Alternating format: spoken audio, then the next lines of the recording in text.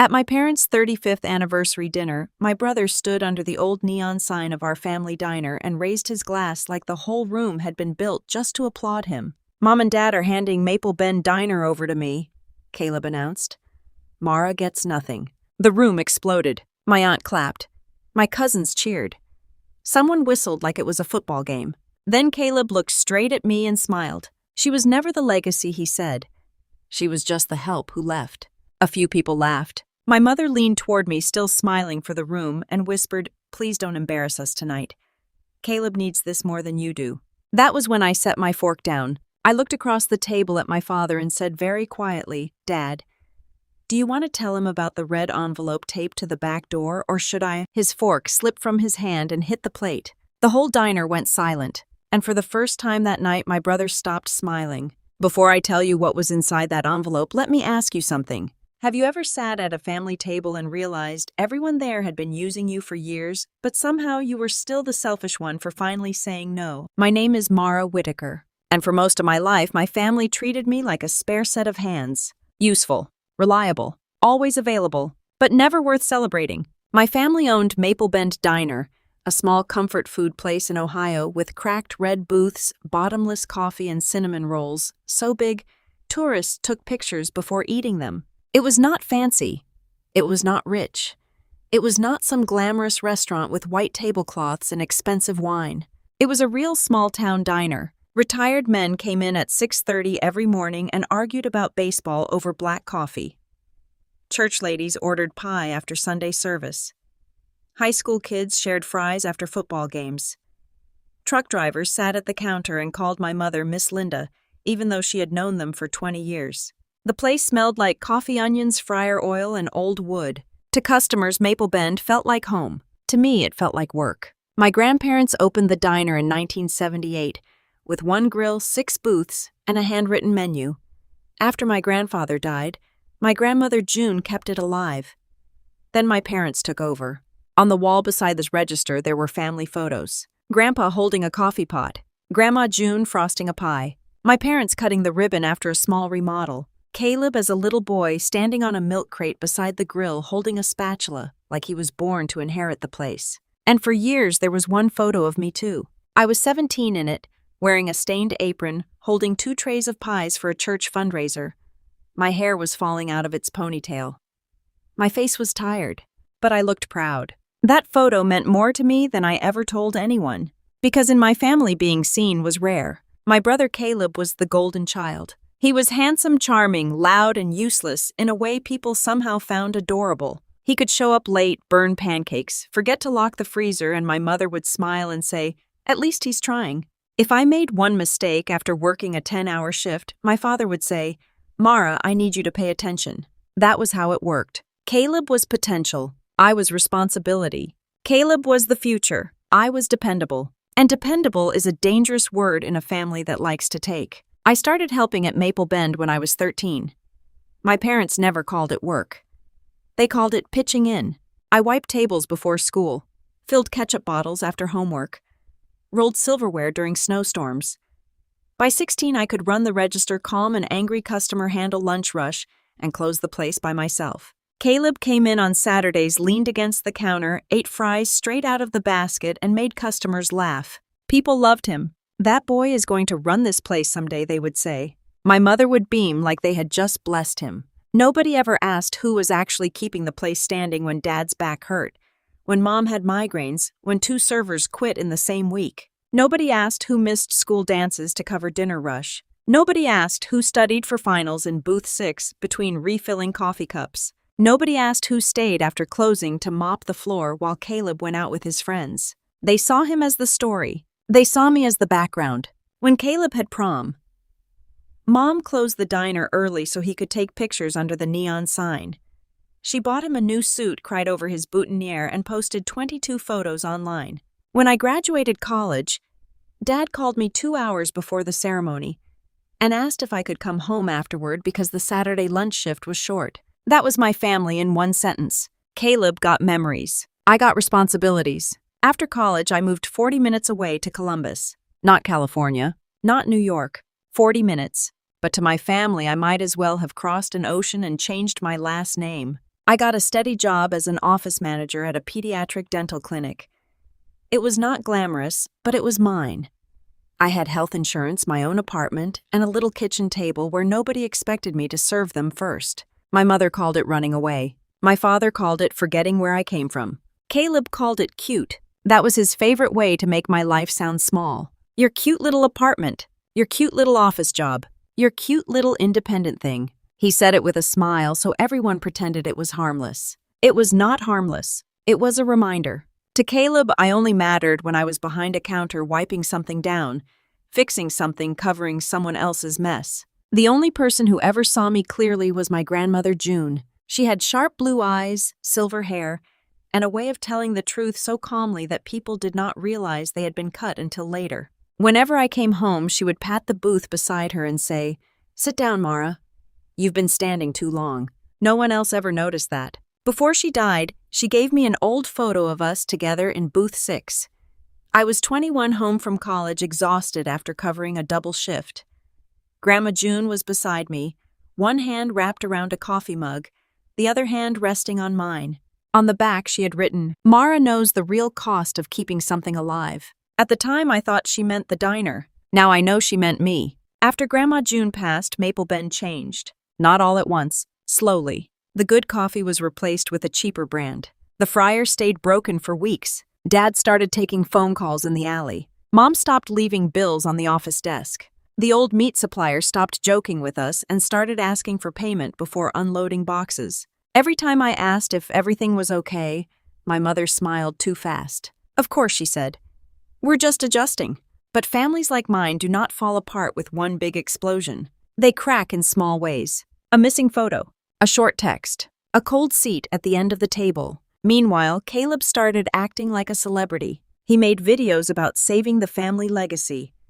He posted clips of himself flipping pancakes, pouring coffee, and standing under the neon sign talking about tradition. People online loved him. They called him inspiring. They called him hardworking. They called him the heart of Maple Bend. I watched one video where he leaned against the counter and said, "This diner raised me." I almost threw my phone across the room, because that diner had not raised Caleb. It had served as his stage. It had raised me. My parents loved his attention. "Caleb has vision," Mom told me one Sunday. Vision. The man had never cleaned the grease trap in his life, but suddenly he had vision. I had cleaned gum from under tables, balanced receipts, covered shifts, handled angry customers, and memorized every regular's order. But I was just dependable. 6 months before the anniversary dinner, my father called me on a Tuesday night. That alone was strange. Dad hated phone calls. His texts were usually 3 words with no punctuation. "Need you Saturday." "Mom, upset call." "Bring printer ink." This time his voice was soft. "Mara, can you come by this weekend? We need your signature on something for the diner." My stomach tightened. "What kind of something?" "Just vendor paperwork," he said quickly. "Nothing serious." "If it's nothing serious, Caleb can sign it." There was a pause. Then Dad said Caleb is busy preparing for the next phase. The next phase. That was what my parents called Caleb's dreams when they wanted them to sound responsible. I drove to Maple Bend that Saturday because part of me still wanted to believe my family would not use me. That was foolish. When I walked in, Mom had coffee waiting. Dad had a stack of papers on the counter. Both of them were smiling too hard. "Sweetheart," Mom said, using the voice she only used when she wanted something. "This will just help us smooth things over with a supplier." I picked up the first page. There were highlighted lines, payment schedules, past due balances. My name written in places where it did not belong. "This says I'd be responsible if payments are missed," I said. Dad cleared his throat. "Only temporarily." "How much?" Mom's eyes flicked toward Dad. Dad said, "Don't get stuck on numbers." That was when I knew. People only tell you not to focus on numbers when the numbers are bad. I put the papers down. "I'm not signing this." Mom's face changed instantly. "Mara, after everything this diner gave you." I stared at her. "This diner gave me back pain before I had a driver's license." Dad's jaw tightened. "We are your family." "Then tell me the truth." No one spoke. Not one word. So I took pictures of the papers with my phone while Mom cried and Dad accused me of being dramatic. That night at my kitchen table in Columbus, I zoomed in on every line. The truth was simple. The diner was behind. Behind on rent. Behind on equipment payments. Behind with the meat supplier. Behind with the electric company. And next to one note in Dad's messy handwriting were 5 words that made my chest go cold. Mara stable. Use if needed. Not ask Mara. Not explain to Mara. Use. That was the moment I stopped feeling like a daughter and started feeling like an emergency fund with a heartbeat. When I confronted Mom, she cried. Not because she was sorry, because I had made things difficult. You embarrassed your father, she said. I embarrassed him by reading before signing. You always twist things. No, I said. I just stopped swallowing them. After that, my family punished me quietly. I was left out of group texts. Sunday dinners happened without me. Mom stopped calling unless she needed something. Dad's texts got shorter. And Caleb posted a photo from the diner with the caption, "Real family shows up." He stood in front of the family wall, smiling, arms crossed, like a hometown hero. Behind him, I saw Grandma June's picture. I saw my parents. I saw Caleb as a kid holding a spatula. But my photo was gone. The one of me holding pies. Gone. Not moved. Not covered. Removed. I stared at that picture on my phone until my eyes burned. A bill can hurt. A lie can anger you. But being erased hits somewhere deeper. Because that is not about money. That is your family telling the world she was never part of the story.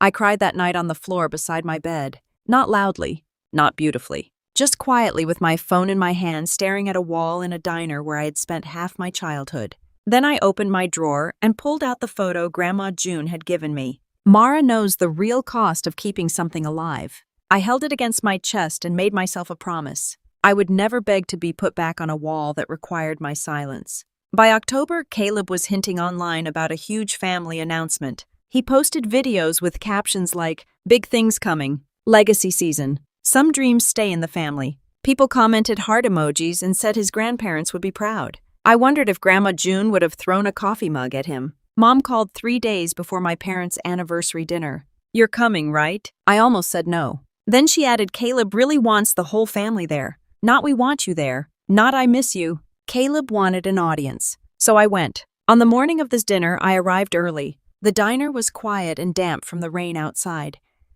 The neon sign buzzed in the window. Balloons hung near the counter. A sheet cake sat under plastic wrap with blue icing that said, "Happy 35 years.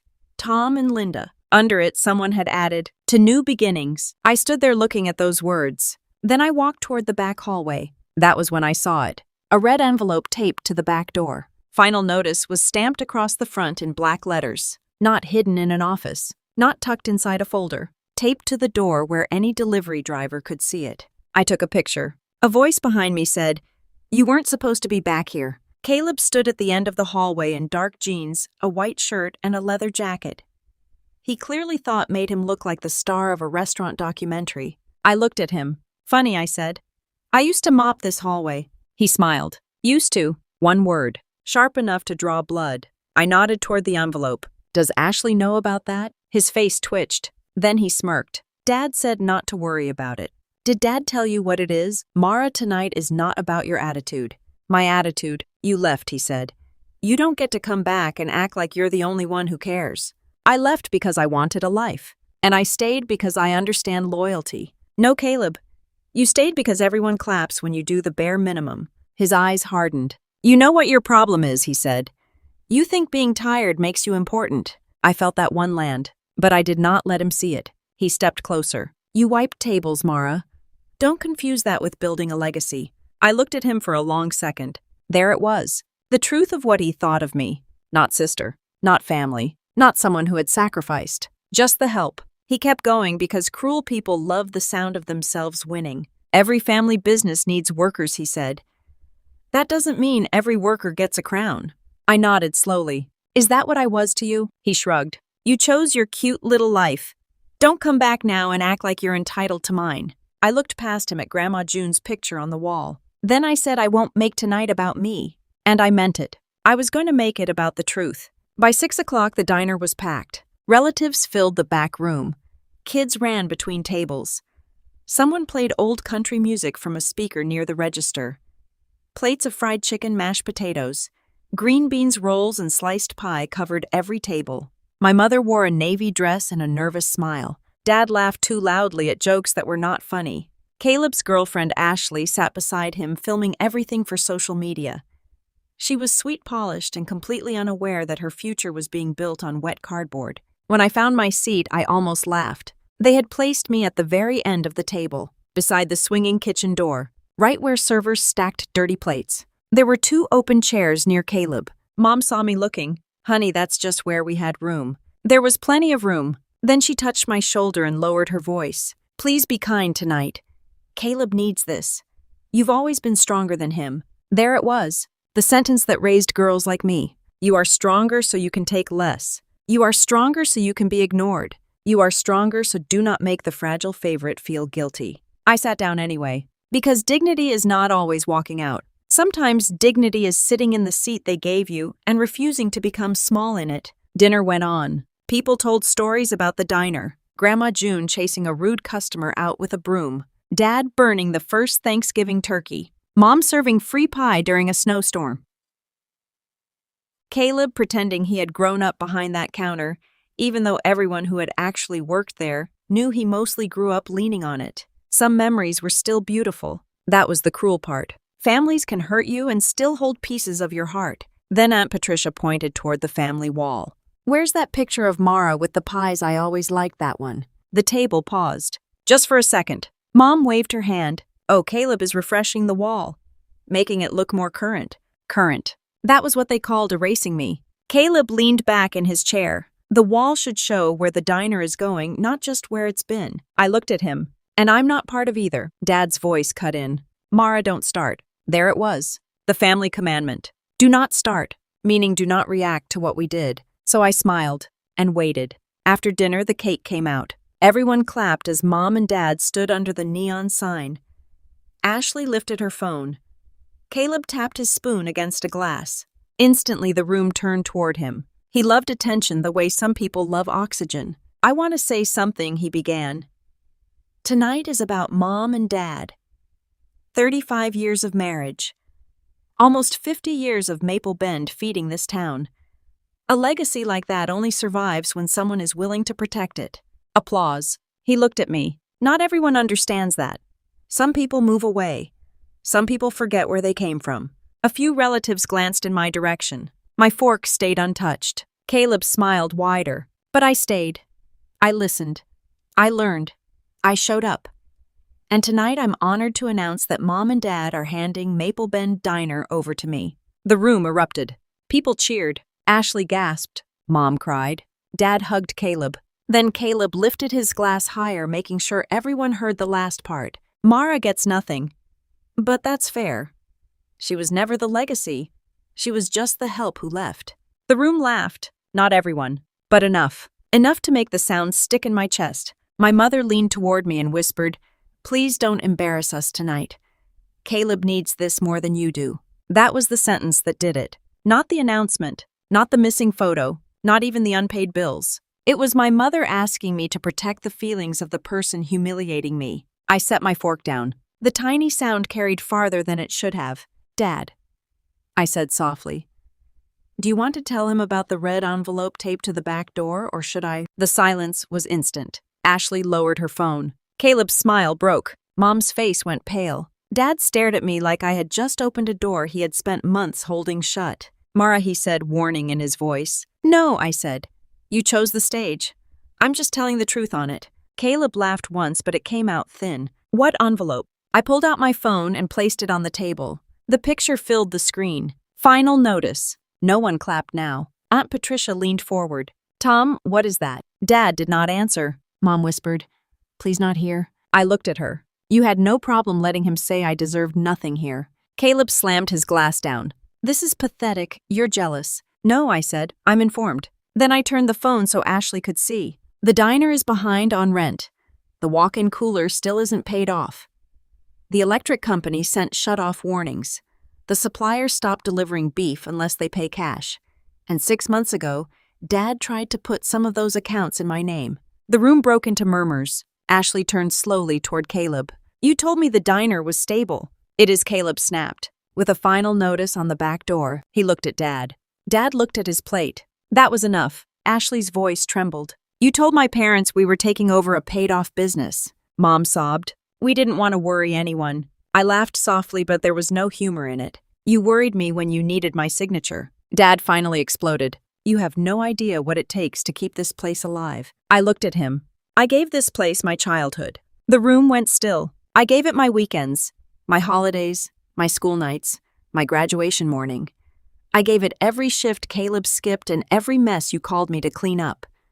So don't you dare tell me I don't know what it takes. Dad's mouth opened. Nothing came out. Caleb pointed at me. You always wanted to be the victim. No, I said. I wanted to be a daughter. That shut him up. For the first time all night, my mother looked at me like she had actually heard me. Really heard me. Then the bell above the front door rang. Everyone turned. Mr. Delaney, the landlord, stepped inside with rain on his jacket and a brown folder under his arm. He stopped when he saw the full dining room. Oh, he said. I'm sorry. I didn't realize there was an event. My father went white. Mom gripped the edge of the table. Mr. Delaney looked uncomfortable but tired. Tom.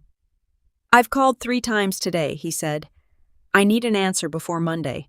Caleb stood. What answer? Dad said, not now. But Mr. Delaney shook his head. I've waited 4 months. If the balance isn't handled, I have to start showing the space next week. There it was. Simple. Plain. Devastating. The diner was not being handed to Caleb. It was being lost. The room fell into a silence so heavy you could hear the fryer humming in the kitchen. Caleb looked at Dad. You said the building was safe. Dad rubbed his forehead. I thought we could fix it. When? No answer. Ashley stood up slowly, her chair scraping against the floor. Her face was not just angry. It was humiliated. Caleb, she said I defended you to my parents. He reached for her hand. Ash, don't do this. She pulled back. I told them you were responsible. I told them you had a plan. I quit my job because you said we were building a future here. Caleb's voice dropped. Not in front of everyone. Ashley laughed, once sharp and bitter. Oh, now you care about what happens in front of everyone. No one moved. She grabbed her coat. You didn't just lie to me. You made me part of the picture. Then she walked out. The bell above the door rang behind her. Caleb sat down like his legs had given out. For the first time in his life, there was no applause waiting to catch him. I looked at him and said quietly, You wanted the keys so badly. Caleb, you never asked what doors they actually opened. His face twisted. Not from anger this time, from realization. Mom turned to me, crying harder now. Are you happy? That question cut deeper than all of Caleb's insults. I looked at my mother. No, I said.